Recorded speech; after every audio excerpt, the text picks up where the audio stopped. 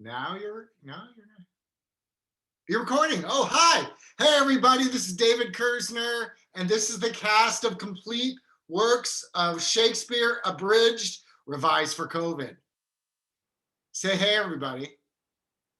So, Hey, everybody. yes. So I wanted to spend a few minutes with all of you who are about to open your show. And how the heck did you all do this?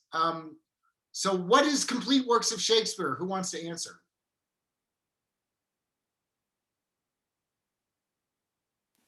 Great, Evan's going to answer. This is going so well.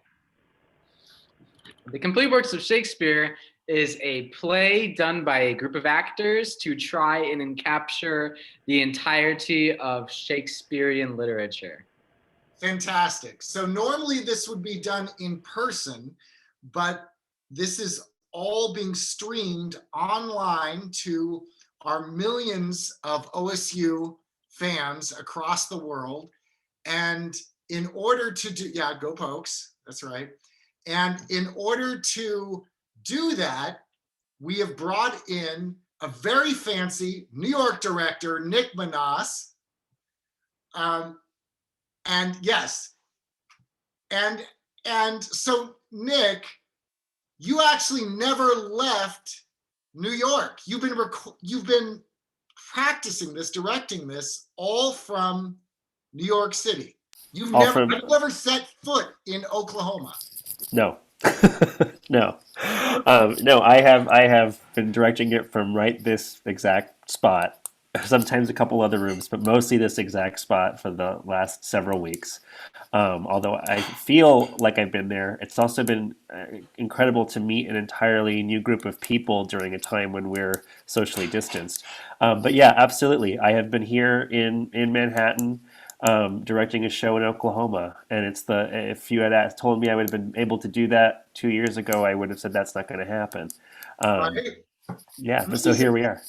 So okay, so what is different?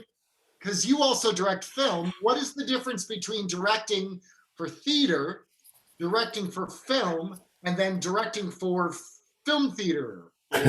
Yeah, this is a interesting hybrid because we did shoot some stuff on location, and we also did a lot of recording of Zoom.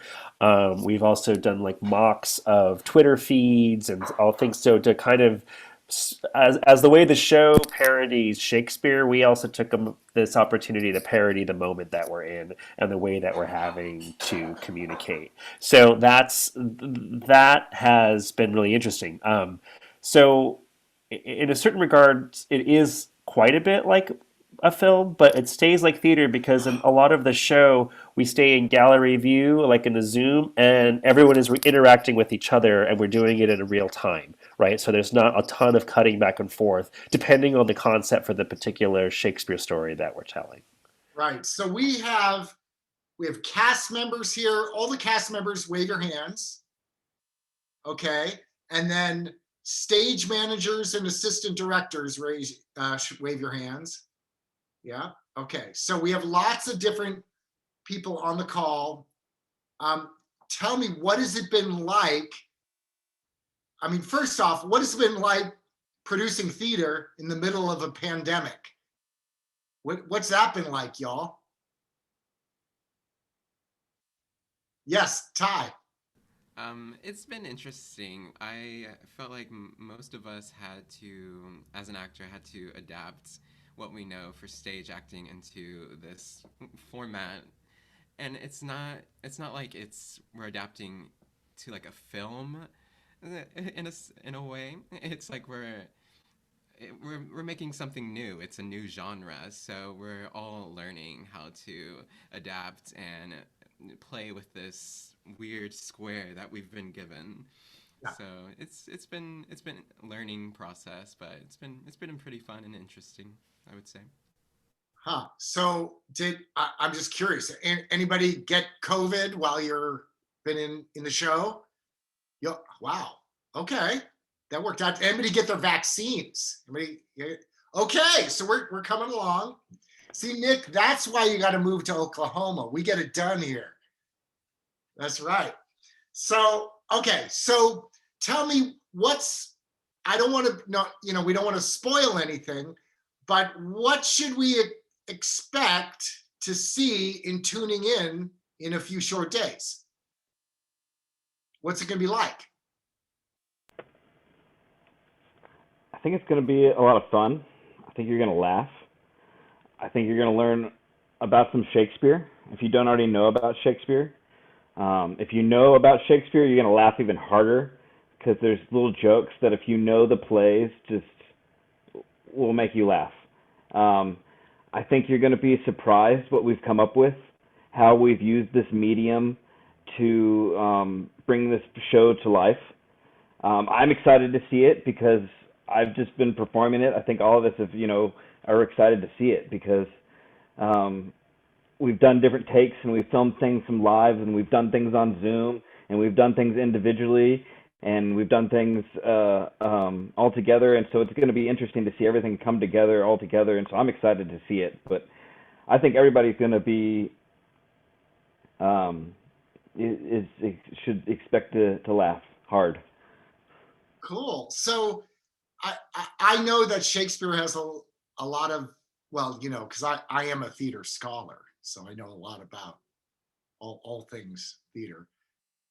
But to be honest, I don't know if I could just rattle off the plot line of every single Shakespeare play, including the histories, including all of the tragedies, including the ones that we know Shakespeare didn't write, but he still gets to say that he wrote them.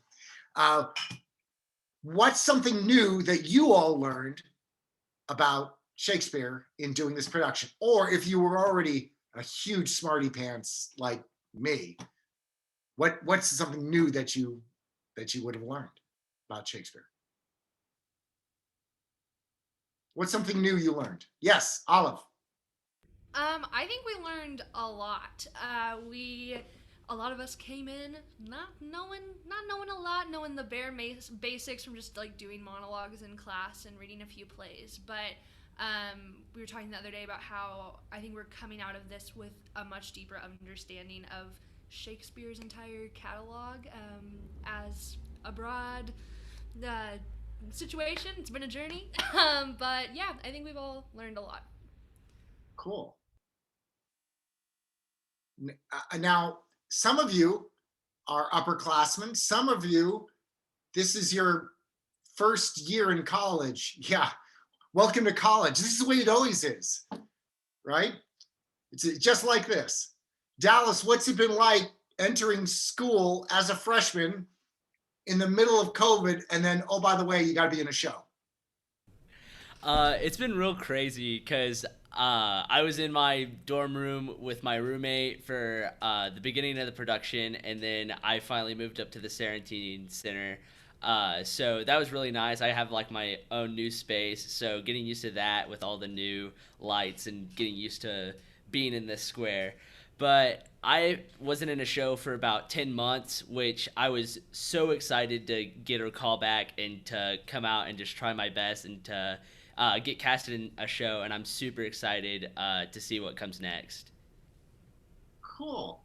So, Nick, how did you get everyone acclimated to Shakespeare? I mean, all kidding aside, it's really hard. And yeah, I've been in a few Shakespeare plays, but it never gets easy. It is always a challenge, even for folks that have been able to do it a couple times. What did you do to get everyone ready?